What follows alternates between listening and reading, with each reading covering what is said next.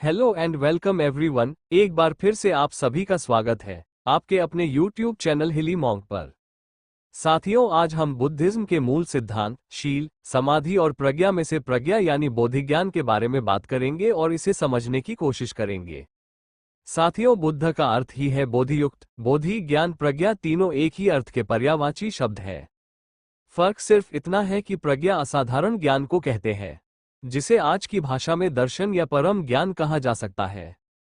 हालांकि बुद्ध केवल प्रज्ञा या ज्ञान पर ही जोर नहीं देते हैं। वो शील यानी सदाचार, समाधि यानी ध्यान या मानसिक एकाग्रता और प्रज्ञा तीनों पर जोर देते हैं, जिनमें सबसे अधिक प्रज्ञा पर जोर देने के कारण बुद्ध को एक महान दार्शनिक माना जाता है। बुद्ध के दर्शन का बेसिक यही है कि विश्व बाहर और भीतर सब जगह क्षण क्षण परिवर्तनशील है। इसी क्षणिकता के नियम का एक दूसरा नाम प्रतीत्य समुत्पाद कहा गया है। इसके बारे में बुद्ध ने स्वयं कहा है कि इसके बाद ये होता है, यानी कि किसी भी चीज के होने का कोई कारण होता है और उस कारण के पूर्ण होने पर हमें वह कार्य के रूप में दिखाई देता है। बौद्ध केवल बाहरी जगत को ही क्षणिक या परिवर्तनशील नहीं बताते, वो बाहरी जगत के साथ साथ हमारे शरीर के आंतरिक भाग को भी परिवर्तनशील बताते हैं। बुद्ध ने अपनी दार्शनिक विचारधारा को समझाते हुए सत्य के दो रूप बतलाए हैं, व्यवहार सत्य और परमार्थ सत्य। दोनों सत्यों को हम इस प्रकार समझते हैं। पहले हम बात करते हैं व्यवहार सत्य की। हम आमतौर पर पत्थर, लोहे, लकड़ी को अपनी आंखों से देख सकते हैं और साथ ही अपनी सेंसिटिविटी पावर से उन्हें महसूस भी कर सकते हैं, यही व्यवहार सत्य है। वहीं दूसरी तरफ हम जानते हैं कि पदार्थ लोहा, लकड़ी, पत्थर भी परमाणुओं से बने हैं। जिन परमाणुओं को हम देख नहीं सकते हैं उसे परमार्थ सत्य कहा जाता है।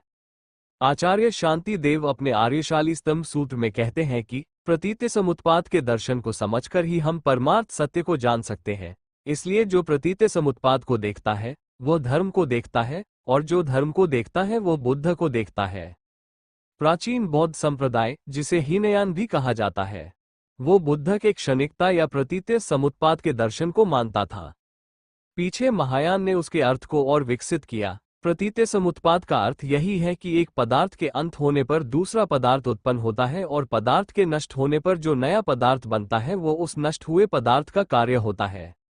जिस प्रकार पदार्थ का कार्य बन जाने पर उसका अस्तित्व नष्ट हो जाता है, ठीक उसी प्रकार शरीर के नष्ट होने पर वह किसी अन्य कार्य का कारण बन जाता है और शरीर का अस्तित्व समाप्त हो जाता है। शरीर का अस्तित्व ही समाप्त हो जाने पर बौद्ध अनात्मवाद को मानते हैं।